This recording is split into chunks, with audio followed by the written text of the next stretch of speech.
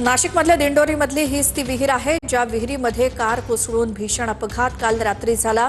यामध्ये 9 जणांचा मृत्यू झाला। नरहरी झिरवळ हे स्वतः पाहणी करण्यासाठी या विहिरीजवळ पोहोचलेले आहेत। पोलीस अधिकारी सुद्धा आहेत, गावकरी आहेत। नरहरी झिरवळ यांच्या समोर मृतांच्या नातेवाईकांनी अक्षरशः आक्रोश केला।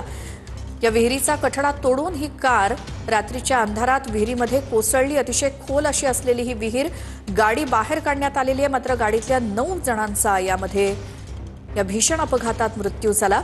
एकाच घरातले 9 जण आणि त्यापैकी 6 जण हे शाळकरी विद्यार्थी होते। नरहरी झिरवळ हे पाहणी करण्यासाठी आलेले आहेत। या विहिरीच्या आसपास ज्या ठिकाणी गावात ही विहीर आहे दिंडोरीमध्ये, त्या ठिकाणी नरहरी झिरवळ पाहणीसाठी।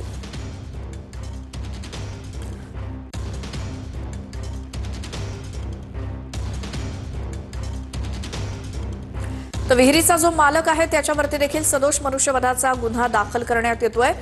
तर शाळेचं किंवा खासगी क्लासेसचं स्नेहसंमेलन ज्यांनी आयोजित केलं होतं ते परवानगीपूर्वक होतं का याचा देखील तपास केला जाईल। नरहरी झिरवळ माहिती घेत आहेत। 6 इंचाच्या वर आहे का?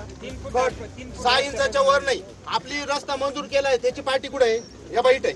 त्या टायमाला मंजूर केला रस्त्यानं त्या कॉन्ट्रॅक्टरला सांगायचं हे काम आहे ना, नगरपंचायतीचं काम सांगायचं का झिरो साहेबाच्या याच्यातून रस्ता मंजूर केला त्या टायमाला याला काहीतरी करा बरे। त्याच्यानंतर ज्यांची विहीर आहे त्यांचं हे घर आहे, त्या गाड्या चोरी जाऊ नाही करता त्याच्याकरता गेट आहे। हे लोक माराय करता ठेवलं का उप प्रशासन काय करतं, चुकी होऊन जाते मग नंतर पैसे मंजूर करतात। या गोष्टीला ते पैसे मंजूर यांना दिले द्यायच्या ऐवजी याला खर्च केला साहेब। इथं कार्यक्रम होता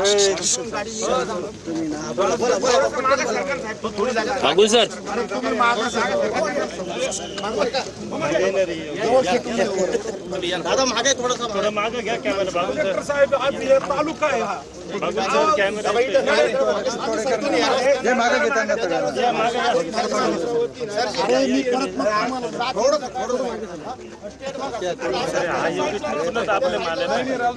तिकडे त्यांची विहीर आहे, त्यांची इड बंगला आहे, त्या गाड्या चोरी जाऊ नये त्याच्याकरता तुमच्या वस्तूची काळजी हे जनतेचं काय तिकडे फरक नाही आणि पुढे जाऊ जागा घेतली त्याला पण गेट आहे, तिथं विहिरीला जिथं जीव जाईल तिथं का नाही? याच्या आधी स्थानिक लोकांचं म्हणणं असायला आलं का आम्ही 2-3 वेळेस सांगितलं या गोष्टीवर, अशी तक्रार केली, पण हे काय होतं नगरपंचायत आणि हे जागावाले हे काय झालं माहिती, थोडे मोठे असल्यामुळे हे काही गोष्टी जनतेचं दाबून नेत्या। मग हे काय करायचं? ही गोष्ट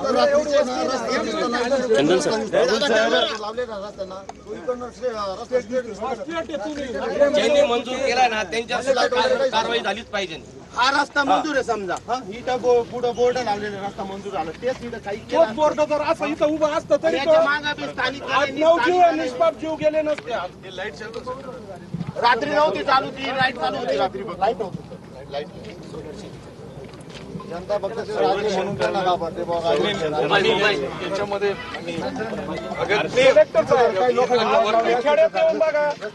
खेड्यातले तालुका आहे दिंडोरी तालुका, आज एवढा मोठा साहेबाचं माहेर घर अशा तालुक्या ठिकाणी अशी गोष्ट घडल्यावर 9 जणांचा तुम्ही गोकुळाव आणि एकानं कृष्णाचं रूप घेतलेलं अक्षरशः त्या घरचे असं रात्री जाऊन बघितलं तिथं याच्यात गेल्यावरती असं रडू येत होतं आम्हाला का कोण नटलेलं कसं कोण। तिथं कार्यक्रम केला 2-5 मिनिटात त्यांच्या आई वडिलांनी त्यांची सत्कार करताना मोबाईलवरती स्टेटस ठेवले।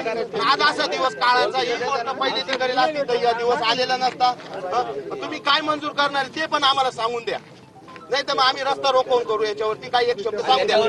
त्याच्यानंतर रोहित पवार दादा असते ना त्यांनी लगेच एक शब्द, आता मी त्यांचं बघितलंय कुठं तरी मी एक टायमाला त्यांची न्यूज बघितली तर ते कुठं गेले लगे मदत मंजूर केली त्यांनी। तुम्ही आता मागाशी पण बोलताना काय बोलले जे सरकार तुम्ही एक शब्द द्या ना, दादा असते तर त्यांनी कसं लगेच शब्द दिला असता, रोहित पवार असते शब्द दिला।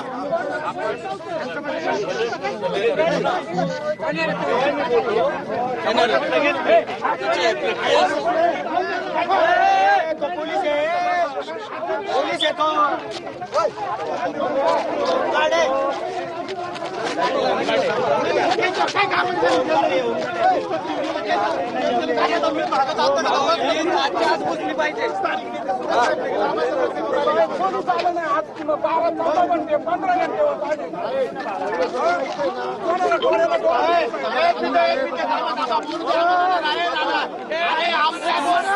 तरी घटना झाली आम्हाला बोलू द्या. तुम्ही वाचावाची करू नका.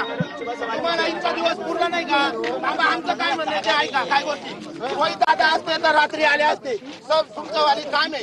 इथं कोणी होतं का? आम्हाला डिपार्टमेंटनी मदत केली, त्यांचे धन्यवाद. इथल्या जनतेनं मदत केली, त्यांचे धन्यवाद. आम्ही पाया पडतो. पण आम्हाला एक मिनिटं कोणीच आलं नाही. इथं एकही नेता आलं नाही.